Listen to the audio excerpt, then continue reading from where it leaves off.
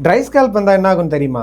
ஸ்கேல்பில் itchiness feel ஆகும். அப்புறம் scalp ரொம்ப இறுக்கமாக டைட்டாக இருக்கும். அப்புறம் டார்க் கலரில் ஏதாவது ட்ரெஸ் போடுறீங்க அப்படின்னா உங்களோட ஷோல்டரில் பவுடரிஷாக ஃப்ளேக்ஸ் மாதிரி இருக்கிறது நீங்கள் நோட் பண்ணியிருப்பீங்க. இது எல்லாமே ட்ரை ஸ்கேல்ப் தாங்க.